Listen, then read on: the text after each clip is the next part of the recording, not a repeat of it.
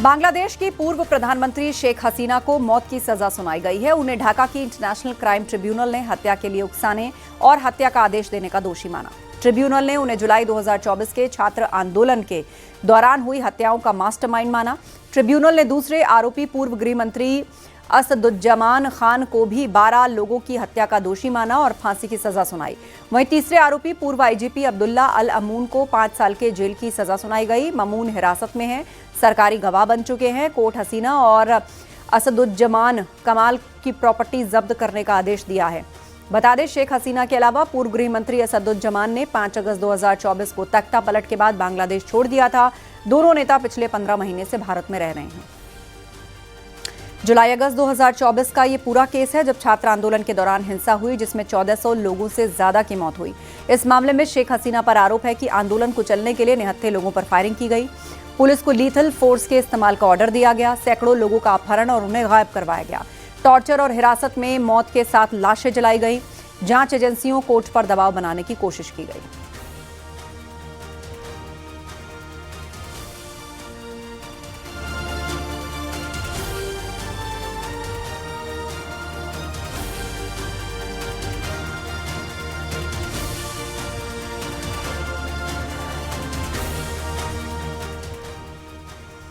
अयोध्या में राम मंदिर ध्वजारोहण समारोह की तैयारियां लगभग पूरी हो चुकी हैं। अब उसे अंतिम रूप दिया जा रहा है। 25 नवंबर को होने वाला आयोजन मंदिर निर्माण के पूरा होने का प्रतीक माना जा रहा है।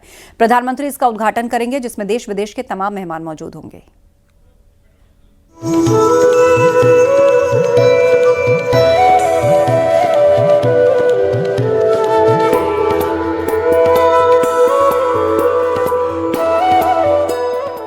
एक बार फिर रामनगरी अयोध्या सज धज कर तैयार हो रही है। एक बार फिर प्रधानमंत्री मोदी रामलला के दर पर जा रहे हैं। सदियों के संघर्ष और करोड़ों राम भक्तों की अटूट आस्था के बाद इस भव्य श्री राम मंदिर का निर्माण हुआ। अब इस मंदिर के शिखर पर भगवा ध्वज लहराने जा रहा है, जो सत्य की विजय, धर्म की जय और राम भक्तों की भावनाओं के सम्मान का सबसे बड़ा प्रतीक होगा। 25 नवंबर को ध्वजारोहण कार्यक्रम को लेकर तैयारियां युद्ध स्तर पर चल रही हैं। 25 नवंबर को देश के प्रधानमंत्री 11:55 के शुभ मुहूर्त पर राम मंदिर के शिखर पर ध्वजारोहण करेंगे। लगभग 11:55 से और 12:30 बजे तक का जो समय है वो बहुत ही शुभ है और इस लिहाज से सभी धार्मिक अनुष्ठान 20 नवंबर से शुरू कर दिए जाएंगे, जिसमें बाकायदा सरयू के तट से कलश यात्रा राम मंदिर परिसर तक लाई जाएगी और इस कलश यात्रा के साथ धार्मिक अनुष्ठान का दौर शुरू हो जाएगा। 20 नवंबर को भव्य कलश यात्रा निकाली जाएगी। सरयू नदी से जल लेकर राम जन्मभूमि मंदिर तक कलश यात्रा निकलेगी। 25 नवंबर को मंदिर शिखर पर ध्वजारोहण होगा। ध्वजारोहण समारोह में पीएम मोदी मौजूद रहेंगे। ये ध्वज मंदिर की पूर्णता का प्रतीक होगा। 25 नवंबर को राम मंदिर के शिखर पर भव्य ध्वजारोहण समारोह की तैयारी चल रही है। इस ऐतिहासिक आयोजन में प्रधानमंत्री नरेंद्र मोदी शामिल होंगे और इसके शुभारंभ के लिए 20 नवंबर को कलश यात्रा निकाली जाएगी। पूरे शहर को सजाया जा रहा है, जिसमें फूलों, लाइटों और तोरण द्वारों से भव्यता आ रही है। 25 नवंबर को विवाह पंचमी के शुभ तिथि पर देश के प्रधानमंत्री राम मंदिर परिसर से ध्वजारोहण कर पूरी दुनिया को राम मंदिर निर्माण की पूर्णता का संदेश देंगे और इस दरमियान लगभग 6000 से ज़्यादा विशिष्ट अतिथि राम मंदिर परिसर में मौजूद रहेंगे और इस मौके के साक्षी भी बनेंगे, जिसमें 1000 से ज़्यादा साधु संत हैं और 5000 लोग वो लोग हैं जो पूर्वी उत्तर प्रदेश के जो समाज की सेवा में धीरे धीरे लगे हुए हैं। राम मंदिर की धर्म ध्वजा केसरिया रंग की होगी। आकार त्रिकोणीय होगा। लंबाई 22 फीट, चौड़ाई 11 फीट होगी। 42 फीट लंबे खंभे पर ये ध्वज लगेगा। ध्वज के 360 डिग्री घूमने वाली व्यवस्था की गई है। 190 फीट की ऊंचाई पर ये ध्वज लहराएगा। ध्वज पर कोविदर वृक्ष की आकृति होगी। ओम और सूर्य का प्रतीक चिन्ह भी होगा। ध्वजारोहण किसी भी मंदिर के निर्माण कार्य की पूर्णता का अंतिम और सबसे महत्वपूर्ण प्रतीक होता है। ये दर्शाता है कि अब मंदिर पूरी तरह से तैयार है और भक्तों के लिए दैवीय चेतना का केंद्र बन गया है। अयोध्या में भी 25 नवंबर को होने वाला भव्य ध्वजारोहण राम मंदिर के ऐतिहासिक और दिव्य निर्माण के सफल समापन की घोषणा करेगा। ध्वज बेहद खास होगा और पैरासूट फैब्रिक से बना होगा, जिस पर भगवान राम के कालीन बाकायदा जो वृक्ष है कोवेदार वृक्ष, उसके साथ ही भगवान श्री राम की सूर्यवंशी जो वो थी उस पर सूर्यवंश और ओम के शास्त्विक का भी प्रतीक नजर आएगा। सहयोगी सर्वेश के साथ निमित गोस्वामी, न्यूज़ 18 अयोध्या।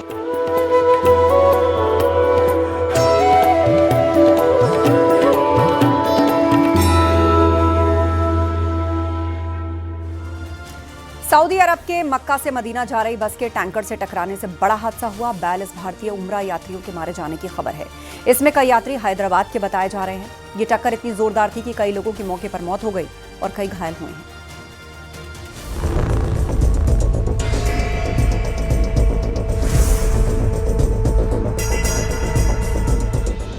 सऊदी अरब में सोमवार तड़के एक बड़ा सड़क हादसा हुआ, जिसमें कम से कम 42 भारतीय उमरा यात्रियों के मारे जाने की आशंका है।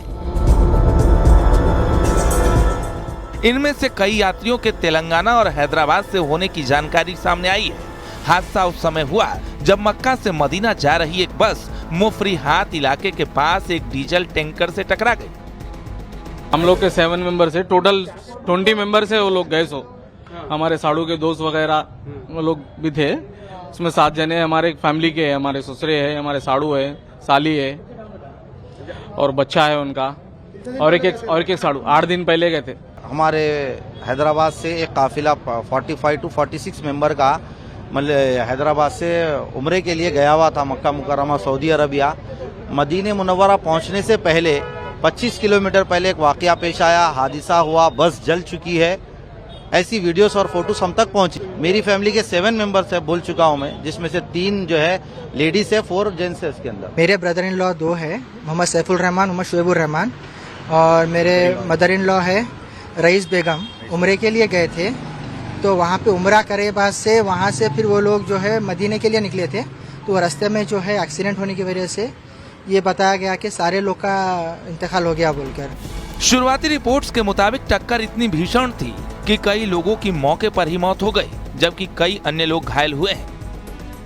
परिजनों की माने तो शोएब नाम का लड़का जो हादसे के वक्त बस से कूद गया था, उसने फोन कर जानकारी दी।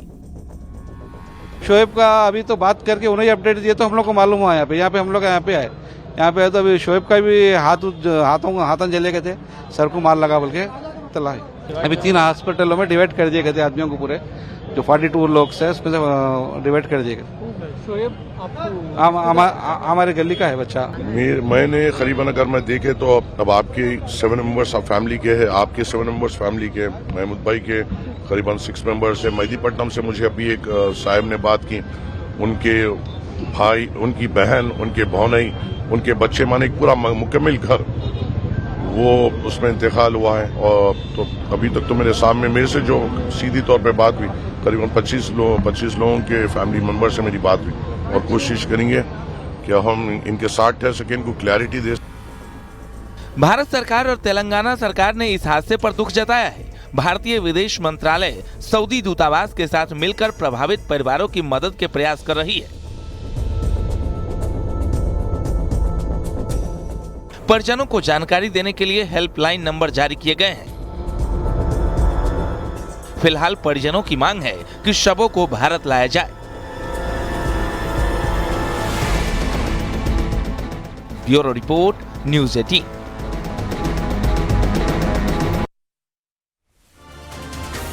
दक्षिण पूर्वी कांगो में कलांडो कॉपर कोबाल्ट खदान में एक बड़ा हादसा हुआ। एक पुल ढहने से 40 से ज्यादा लोगों की मौत हुई। हादसे का एक खौफनाक वीडियो भी सामने आया है।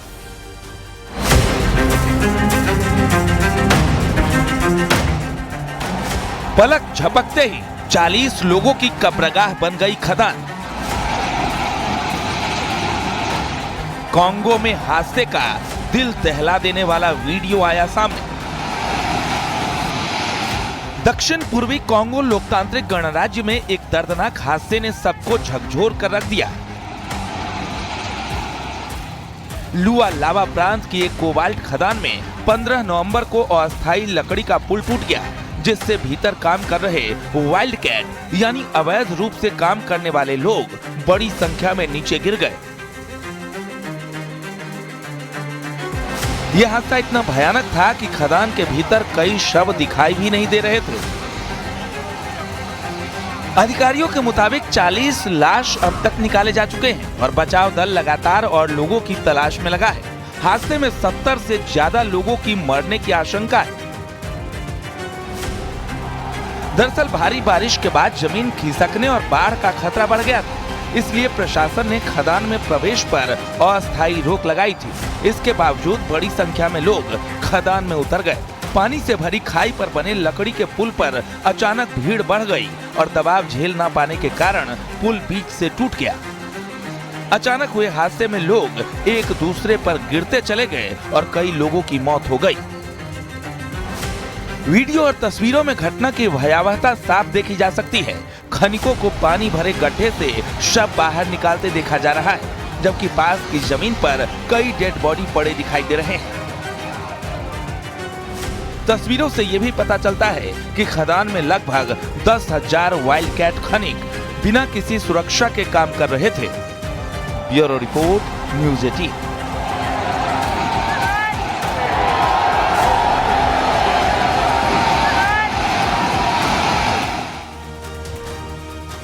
और देहरादून से खबर है, पूर्व विधायक कुंवर प्रणव सिंह चैंपियन एक बार फिर सुर्खियों में है। इस बार उनके बेटे दिव्य प्रताप सिंह के खिलाफ हत्या के प्रयास समेत कई धाराओं में मुकदमा दर्ज किया गया। प्रणव चैंपियन के बेटे पर उत्तराखंड के पूर्व चीफ सेक्रेटरी एस रामास्वामी के बेटे आर यशोवर्धन से रोड रेज के बाद मारपीट और धमकाने का आरोप लगा है।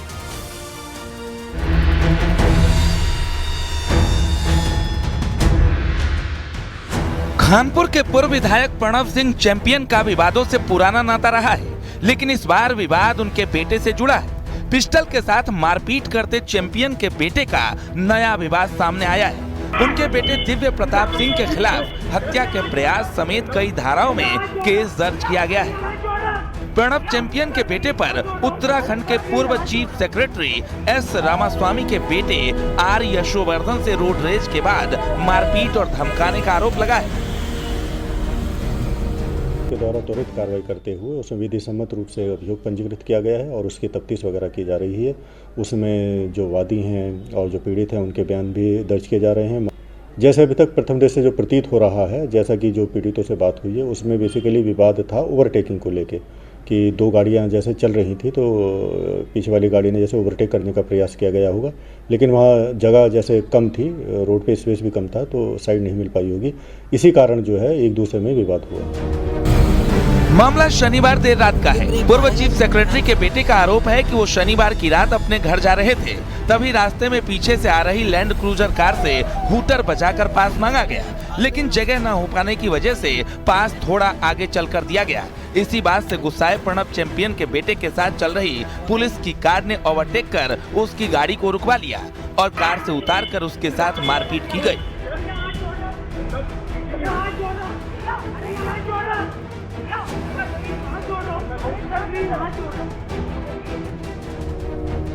पूरी घटना पास में ही लगे सीसीटीवी में भी कैद हो गई। घटना के बाद गनर को सस्पेंड कर दिया गया है। आरोप है कि मारपीट के दौरान चैंपियन के बेटे ने पूर्व चीफ सेक्रेटरी के बेटे पर पिस्टल भी तान दी। पूर्व विधायक प्रणव कुमार चैंपियन बीजेपी से जुड़े हैं और अक्सर विवादों में रहे हैं। Bureau report, news 18। बिजनौर में एक आदमी को जहरीले सांप ने काट लिया, लेकिन हैरान कर देने वाली बात यह रही कि जिस सांप ने उसे काटा था उसे पकड़कर वो अस्पताल पहुंच गया। वहां पर डॉक्टर से सांप को दिखाते हुए कहा कि इसने काटा है, मेरा इलाज कीजिए। अस्पताल में सांप लेकर पहुंचने पर लोगों की भीड़ इकट्ठा हो गई।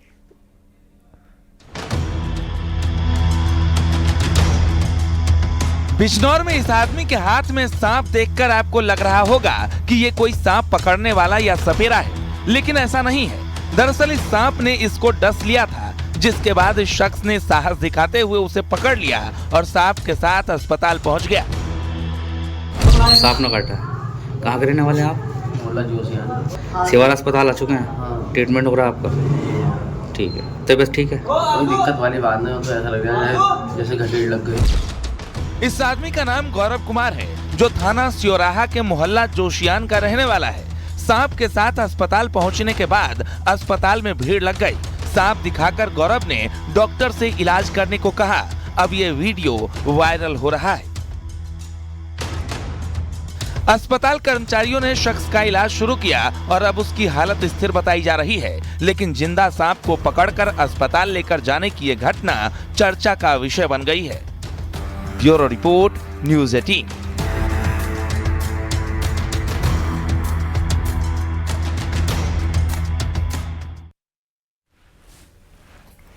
उत्तराखंड सरकार अब सीमांत गांवों की तस्वीर बदलने की तैयारी में है। प्रधानमंत्री के सुझाव के बाद राज्य के 91 border village vibrant village model के तहत ऐसे डेस्टिनेशन बनेंगे जहां पर सुरक्षा के साथ अब पर्यटन का भी नया एक स्वरूप सामने आएगा।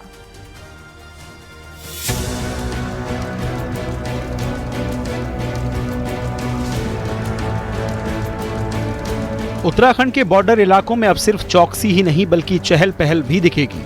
सरकार एक ऐसा इंटीग्रेटेड वाइब्रेंट विलेज प्लान तैयार कर रही है जो पहाड़ के इन शांत गांवों को टूरिस्ट हॉटस्पॉट में बदलेगा। सरकार यहां न सिर्फ होम स्टे का प्रमोट करेगी बल्कि कृषि, बागवानी समेत पशुपालन और मछली पालन जैसी योजनाओं को भी धरातल पर उतारेगी।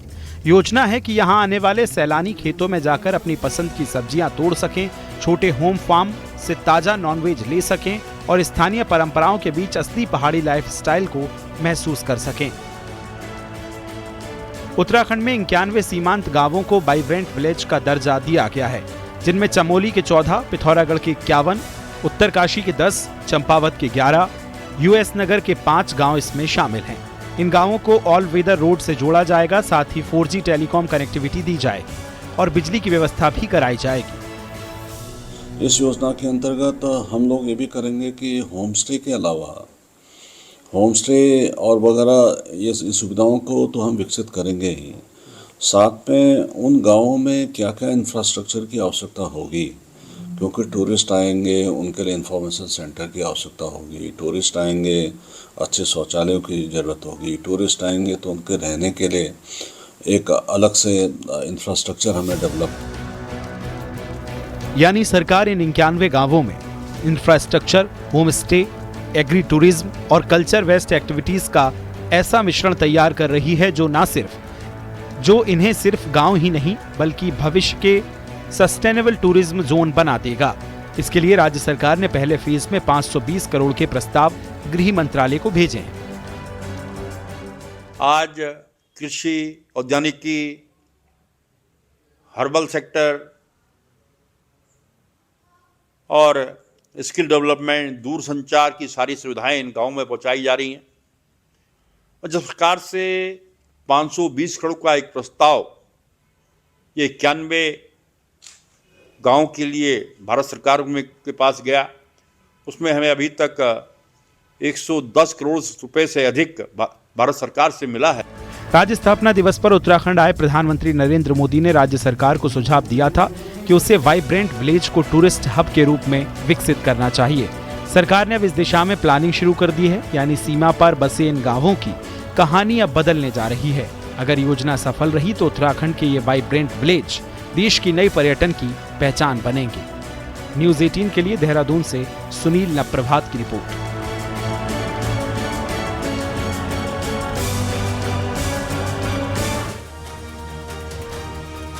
गुजरात के गिर सोमनाथ जिले एक बार फिर शेरों की चहलकदमी यहां पर देखी गई। गांव के रिहायशी इलाकों में एक साथ 11 शेरों का ग्रुप घूमता नजर आया। सीसीटीवी फुटेज में साफ दिखा शेरों ने जैसे पूरे गांव को चारों ओर से घेर लिया हो।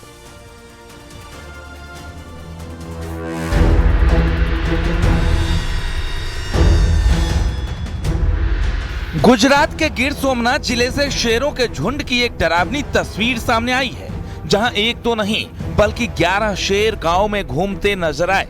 रात के अंधेरे में गांव में घूमते इन शेरों की तस्वीर वायरल हो रही है। शेरों की झुंड की यह तस्वीर गुजरात के गिर सोमनाथ जिले के उमेदपुरा गांव की बताई जा रही है, जहां देर रात एक बार फिर शेरों की चहलकदमी देखी गई। गांव के रिहायशी इलाके में एक साथ 11 शेरों का समूह घूमता हुआ नजर आया। सीसीटीवी फुटेज में साफ दिखा कि शेरों ने जैसे पूरे गांव को चारों तरफ से घेर लिया हो। आ जाते हैं, लेकिन इस बार शेरों की संख्या ज्यादा होने से गांव वालों में खौफ बढ़ गया है।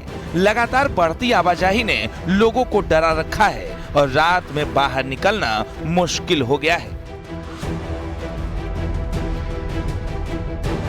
Bureau report, news 18।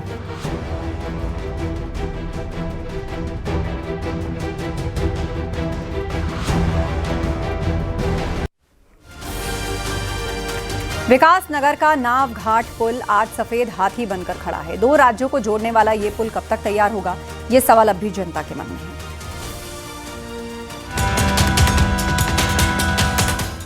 करीब करोड़ों रुपए खर्च करने के बाद उत्तराखंड की तरफ से यमुना नदी पर नाव घाट पुल तैयार हो गया। ये पुल उत्तराखंड और हिमाचल को जोड़ने के लिए बनाया गया था, लेकिन हिमाचल की तरफ से अप्रोच रोड अभी तक नहीं बन पाई है। बताया जा रहा है कि भूमि अधिग्रहण की समस्या के कारण निर्माण कार्य लटका हुआ है। नतीजा जनता को राहत नहीं बल्कि परेशानी मिल रही है। 2 साल से जो पुल अटका हुआ है, इसकी वजह से जनता को बहुत नुकसान हो रहा है और इससे सरकार को भी क्या नुकसान है। जो सरकार ने इस पे जो पैसा लगाया हुआ है वो पैसा भी वेस्ट है।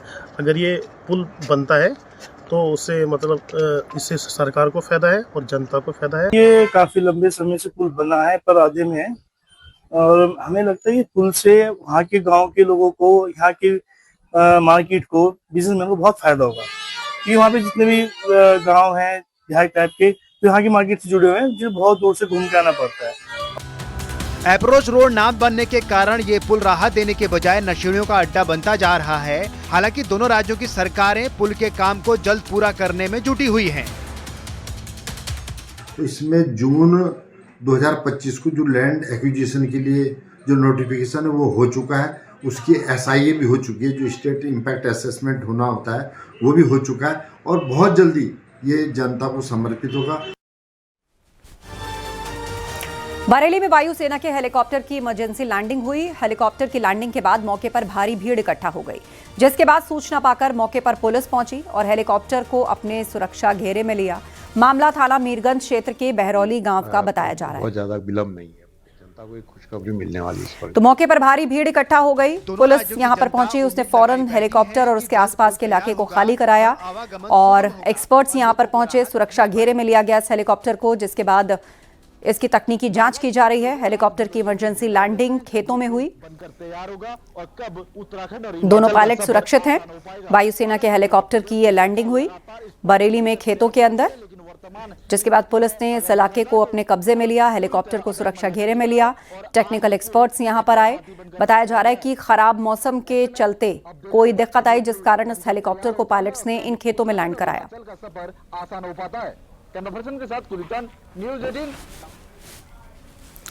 केरल के कुन्नूर से एक चौंकाने वाली तस्वीर सामने आई, जहां एक फ्लाईओवर पर अचानक कार फंस गई, जिससे मौके पर अफरा तफरी मच गई। फिलहाल कार सवार को सुरक्षित बचा लिया गया। कार पूरी तरीके से नीचे नहीं गिरी, जिससे गंभीर हादसा होने से बच गया। तो देखिए आप, अगर 1 इंच भी ये कार और आगे बढ़ जाती तो ये पूरी तरह 90 डिग्री नीचे गिर सकती थी। कार सवार को बचा लिया गया है। कुन्नूर केरल की ये घटना है, जब फ्लाईओवर पर फंस गई एक कार। हालांकि इसके चालक को सुरक्षित बचा लिया गया है।